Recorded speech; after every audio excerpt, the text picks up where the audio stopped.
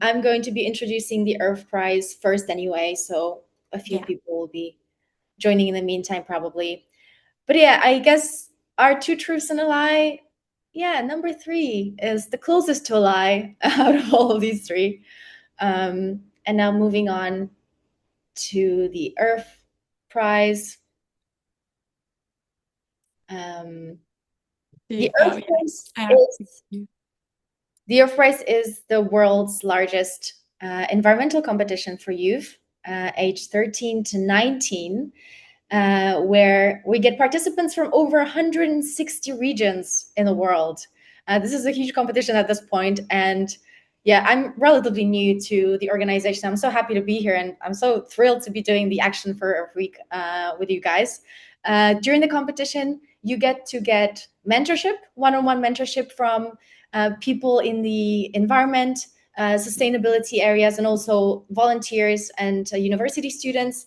You get help with your idea to develop it, and eventually you can win $100,000 shared prize between 7 different regions. You get to join our Discord as well, where you can connect with like-minded students. You can get the mentorship, ask us all of the questions that you need, and you get to participate in a range of really cool free events. So you can find out more information by scanning the QR code you see on the screen.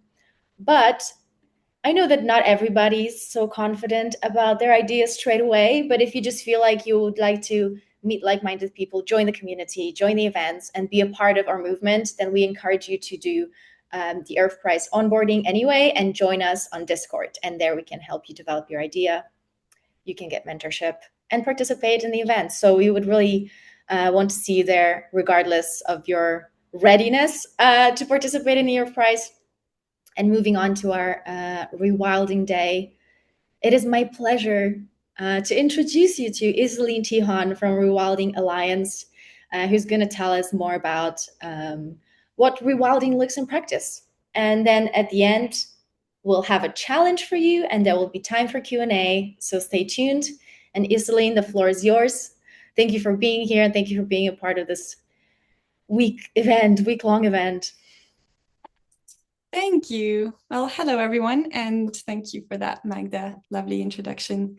So, as Magda mentioned, I am part of this amazing team at the Global Rewilding Alliance, and I am the Partnerships and Engagement Manager, which basically means that I'm kind of the connector, and I love connecting with people and other beings as well. So my topic today is about rewilding, which is a wholesome and super hopeful approach to helping nature heal. Now, as we delve into today, I kind of wanted to start this presentation just a little bit differently. And I'm going to invite you, wherever you are, no matter how many people are around you, to just take a really deep breath. So it helps me as well. And if it's comfortable for you, I'd like to invite you to just close your eyes in this moment. There's no need to do this specifically if that's not comfortable. But I just really want you to think of a place that you go to feel connected to the more than human world. So this can be your garden. It can be you just stepping outside. It can be a window view or a rooftop view. It can be just a bench you sit on. It can be a tree or a flower. It can also be a fluffy being in your house if you have another being in your house that's not human. But yeah, I'd like you to keep this image in your mind of this place that you feel a bit more connected to nature. And I want to come back to this towards the end of the presentation. So now I'll invite you to open your eyes if you did close your eyes, and we'll just dive into this presentation. So today I'm going to tell you a bit about what rewilding is. I'll kind of dive into what the Global Rewilding Alliance do, and so where the rewilding movement is at today. And then, most importantly, what you can do wherever you are in this world.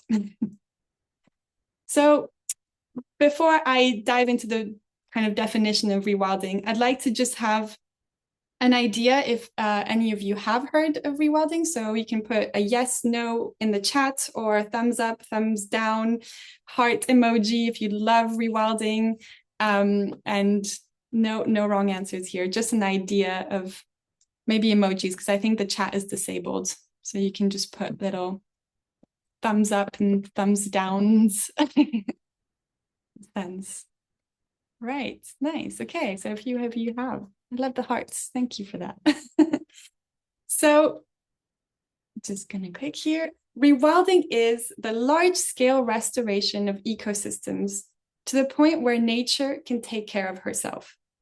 Now, rewilding envisions ecosystems, so whether that's on land, in fresh water, in the ocean, that are restored and can really function on their own. So the system works basically, and it's self-sustaining, and it supports both nature and people. Rewilding also refocuses conservation on that relationship between humans and nature, one that is grounded in resilience, reciprocity, and coexistence. So rewilding basically takes conservation further. If, let's say, nature conservation and restoration are more human-led approaches and nature-assisted, we'll talk about rewilding as a more nature-led and human-assisted. So it's a little difference, but it makes a huge difference. In that sense, I don't want to say that conservation is not good. Conservation is really good and has done a lot of good for the planet and species. We owe much of what we see today because of conservation measures. So it's not to say one is bad. It's just to say that these kind of work in parallel. And rewilding goes that bit further. So we can also think of rewilding as it's a long-term approach. So we're going to look at it as like a marathon, and you're just giving nature a little sprint start by giving it the tools that it needs to really get on that healing journey. We're not going to turn the clock backwards. We're not going back in time. We're just looking to a future where humans and nature can thrive alongside each other as well. Now, in rewilding, to the extent possible, we let nature do its thing, right? In order to do that, we think about these core rewilding foundations, so these 3 C's. The first one being cores, as I just mentioned. So identifying core areas is really important in rewilding, identifying these really wild spaces, these habitats that are rich in biodiversity and in different species. Then we connect these core areas together, so through corridors, creating even more space, even more movement, so not just for species, but really for the system to work, so for rivers to flow, and in this sense, kind of allows more space for that as well. And then we are going to think of those species that will drive these ecosystem processes. So we usually think of our big carnivores here, the apex predators, because they have such an effect on prey. For example, you can already imagine a lion running after an antelope or an impala. So they can make change, they can move things around. But I'm going to add a little extra one here. I'm going to add chewers, because we also need to think about our big mega herbivores, the ones that also transform landscapes and graze, and so that also affects the landscape in that sense. So from what I've told you, there are a few different aspects of rewilding, and I'm giving you just like a basic here. But I really want to focus on this slide as well, because rewilding brings so many solutions at the same time. And this is what is really magical about rewilding, is that it is a system catalyst. So it'll start that reaction, and that reaction can prevent droughts, flooding, wildfires. It really has that capacity to play on such different crises that we face today. And not only that, but rewilding will also change yourself, like who you are as a person, and give people more practical hope. Which in the state of our planet today and in the future that is uncertain in so many ways, rewilding can really give a practical, tangible hope for people, and so in that sense ease eco-anxiety. Rewilding cleans up air and water, so there's a little oyster which is about this size can filter to about 200 liters of water a day. So imagine that's just one oyster. Imagine thousands of oysters and what they can do and for our water as well. So basically, this is kind of the wonderful part about rewilding, is that it can touch so many different things, and you can really think of it as like that piece in a web where everything is linked together. And so if you touch one part, you help one part heal, the whole web itself can be affected. Now, I'm going to dive a little bit more into the Global Rewilding Alliance. So our mission at the Global Rewilding Alliance is to mainstream rewilding in science, in policy, in practice by 2030. Now, what does this mean concretely? We're guided by 3 pillars. So the main one being enabling the movement. Basically, there are lots of organizations around the world doing rewilding. And what we do is we try to connect them together. We try to give them a space where they can exchange ideas, they can exchange knowledge, they can, yes, be together and feel less alone. And we also communicate about their stories. So we have a lot of hopeful stories out there of these rewilding successes. And you can check out our social media in that sense. It really brings amplifies the voice of our partners and gives a bit of an idea of what rewilding successes look like all around the world. We also build a bit of evidence on rewilding. So this is the more scientific aspect, understanding if you're bringing species back, well, how much carbon is drawn down, for example, but also addressing livelihoods and people. And so understanding what kind of models work so that people can thrive alongside nature. And then advocacy. So we also trying to influence policy with all the partners that we have, with where their connections are at on a national level. So we try to support them in the more political policy aspect nationally, but also internationally, because we are a global rewilding alliance and we want to be able to push for change in that sense as well. So our movement is around more than 270 partners at the moment. You can check them out on our website if you're interested. There are really so many inspiring stories out there. So I would really encourage you to do that if this is a subject that interests you. And we do this alongside these beautiful animals. And so I tried to put a few different ones here. Bisons, for example, stimulate grass growth and healthy soils. And so they kind of pull more carbon out of the atmosphere. Dragonflies are little bug busters here. They eat so many mosquitoes, which we all know is really helpful for us humans. And elephants are mega gardeners of our planet, planting entire forests as well. So the rewilding movement is a compassionate one. And I wanted to put this slide here just because personally for me, I find that this is one of the beauties of this movement, is the compassion behind the people that do it and for the planet as well.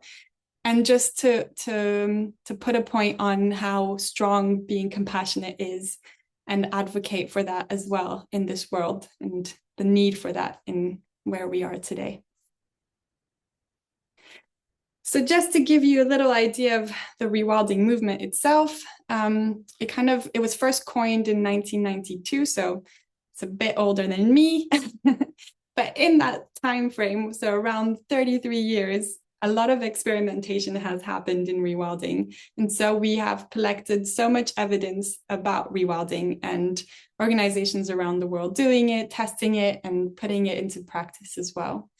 So we believe that right now we're preparing for a global scaling, which means that from this moment, rewilding can really take over as a nature-based solution worldwide. So from this preparation to global scaling, we'll get into scaling and mainstreaming. So rewilding has really built up a lot of evidence already. It's something that was maybe coined in 92, but has already started in a way, in a process as well. I just wanted to add that as well. And now, what can you do? The most important question here is, how can you as an individual or a collective do something, rewild something? So I'm going to give you a few actions here, and they might seem a bit more it's more about the foundation of rewilding, the way to support you. So the first action you can take already this week, today, tomorrow, is to learn about rewilding. If this really interests you, read about rewilding. We have a wild reads section on our website. So this is a place you can start to look into rewilding books and stories. But you can also go further, and if there's something specific, if it's about a species that you're really interested in, there is a lot of information out there, and this can be really interesting for you as well to just learn and understand what you love about rewilding as well.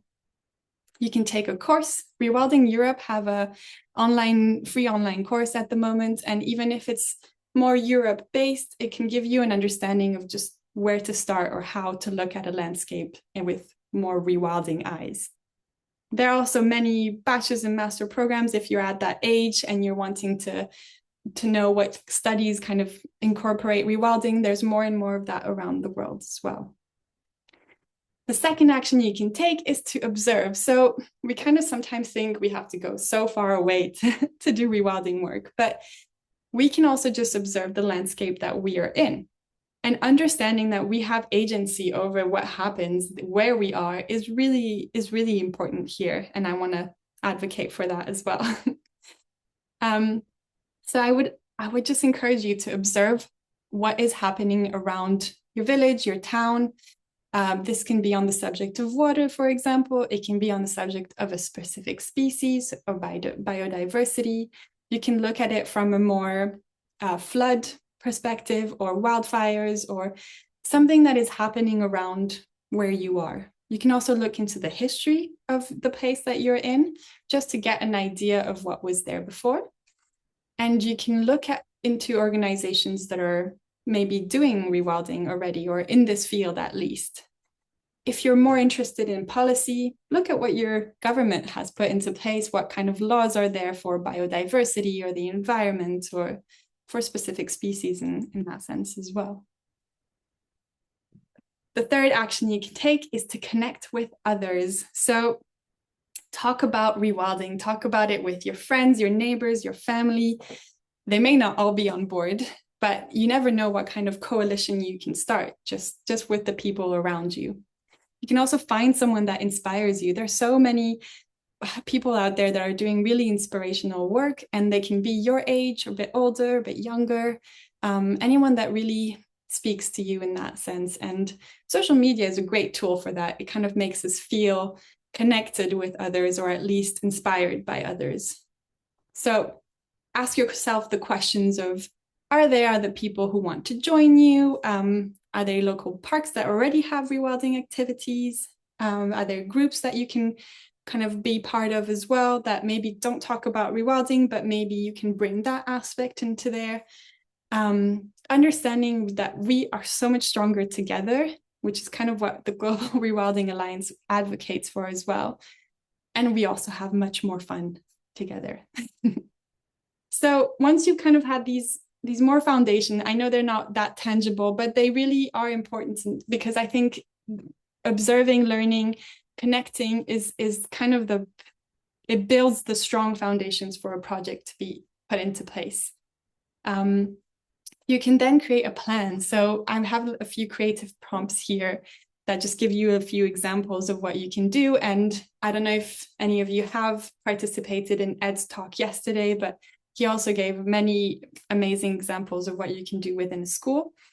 So for example, leaving an area unmowed, leaving it to grow freely is a great place to start. It's also a great place to observe, because once you let it be, you can start observing what comes there, who comes there. Spreading native wildflower seeds. So as Ed said yesterday, and I thought it was really interesting, encouraging people to go out and harvest seeds from wildfire flowers out there, and then using those seeds to spread in places where there's less cover as well. So that's kind of a nice way. Building some nice habitats. So I talked about core areas before, and I know that it can also always seem, if you're looking at it from a smaller scale than like large, thousands of hectares scale. If you're looking at it from your garden, for example, you can really create these core areas. You can start with having wildlife habitats within smaller spaces so that wildlife can either stop over there on their way somewhere else. So birds, for example, migratory birds, building them little nests and places they can stop. Log piles for little, let's say, hedgehogs, for example. Areas where animals can also hide on their way somewhere else or live if they need that space. And as you create these small core areas, even if they seem so small, you can then get a bigger sense of, well, if you're doing this and your neighbor's doing that and the other person over there is doing that, you're going to then start connecting these together and create that landscape kind of scale rewilding. You can also include water areas. My parents recently dug up a pond in their garden, and it'll be a nice little water area for species as well. So you can think about it in that way as well. The Jane Goodall Institute, as Ed also mentioned yesterday, they're coming up with a program and launching it next year, and this can help teachers around the world include rewilding into their courses. So that's also a nice place to start. Always track your journey. Just a little extra thought here. It's nice to have before and after pictures. It makes you feel very inspired as well. And on that inspiration note, if you're doing this for a certain species, having that in mind is really good as well to keep you motivated throughout your rewilding journey. So if you're doing it for a local little robin, for example, or you're doing it for a salamander, or you're doing it for a special being, keep that in mind. It also keeps you motivated.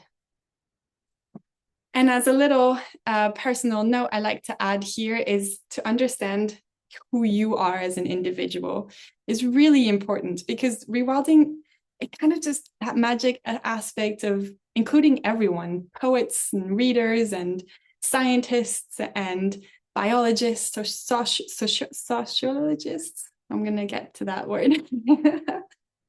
So people who study people, basically.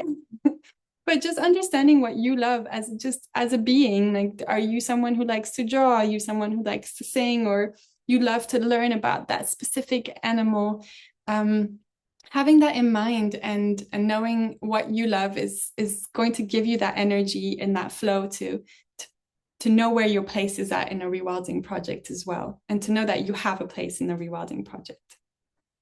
And if you ever think you are too small to make a difference, try sleeping in a room with a mosquito. That can get you motivated. On that note, I will give you a few examples now of what I've done. So I participated in a volunteer program with Rewilding Apennines in Italy.